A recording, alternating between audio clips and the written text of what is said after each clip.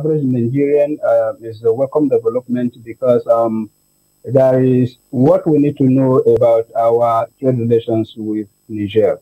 Niger supply us with most of the agricultural products that we need, and because Niger is a landlocked country, they rely on our ports for importation. So it goes this way: from Niger through Katsina State or Jigawa State, they are able to supply Kano market, and from Kano as a center, you could take your goods to Lagos, Port Harcourt, Enugu, and all the southern states. And then by the time they get there, they equally get imported goods back into Niger, including Chad and Cameroon. This is how it operates. Now, one of the things, when we say that Niger will suffer, I don't know what we mean by Niger will suffer. Today, as my brother pointed out, Mr. Okengu, that goods are being smuggled into Niger. That is the situation. Now, let us get something very straight. Nigerians are very, very well organized more than Nigerians. In terms of corruption and abuse, we are ahead of Nigerians. So smuggling across borders, and that is why we are paying high prices for rice, we are paying high prices for other grains in Nigeria. Apart from the fact that the one in Niger is not coming into Nigeria, Nigerians are now smuggling these very particular goods into Niger and then using it as a route. Now you don't toy around with somebody that is coming from the position of strength. As it is now, Nigerians have the junta in Niger has more leverage compared to Nigeria. The first is that they've made new friends, new allies. There is a seeming improvement in the quality of the life of the people of Niger. Thirdly, they've caught the bluff of Nigeria. They formed their own alliance, and then they have new international partners. And this is linked to the broader politics that Mr. Okengu was talking about. Now, when you are hooked to a particular group of people and you think that salvation lies there, and these people now show you that you can't get salvation under us, in fact, we're going to give you hell. And you decided from day one that I'm not going to accept hell, that I was going to look for paradise. And then you find the paradise elsewhere. And then the person that wants to give you hell is saying that you should come back to the hell. How would you react to that? That is exactly the reaction we're talking about that we are yet to see from Niger.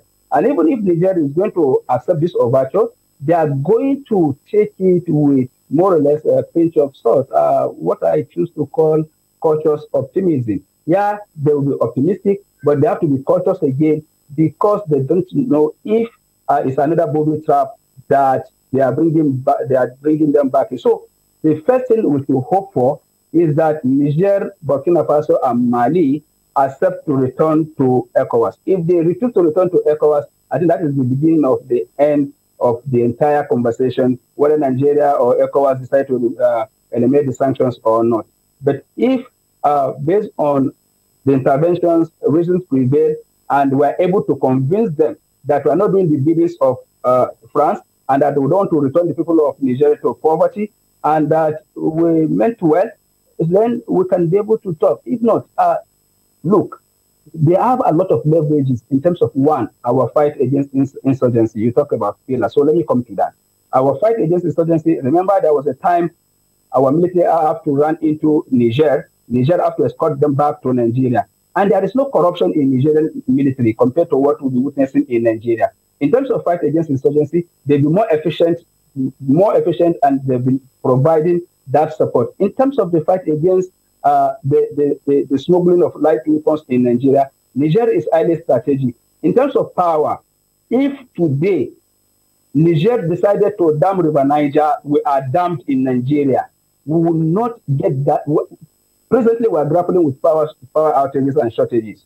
And then there was an agreement in the 60s that Niger will not dam River Niger so that we can have enough water to dam for electricity. And in return, we'll be giving them electricity. That was the agreement that was truncated because we want to return constitutional order. So what did we do? We shut electricity supply to Niger. So if today, through the instrumentality of Russia or any other player, they decided to dam River Niger in Niger, then we will not have the volume of water required to power our electricity generation. You talk about food, it's a two-way thing.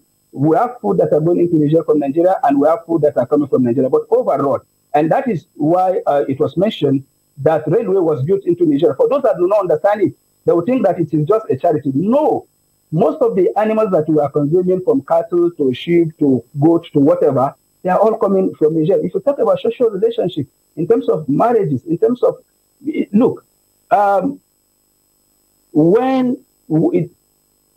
most of the traditional institutions in northern Nigeria are linked to the traditional institution in Niger. So there are intermarriages, and that is why you find a lot of people crossing borders from Niger to Nigeria, Nigeria to Niger, as if somebody is living AYA to central area or central area to AYA. So all of this put together, we cannot and we should never antagonize Niger interests. We're not saying that if there is anything to be resolved, we should be afraid of Niger. No, I'm not saying that.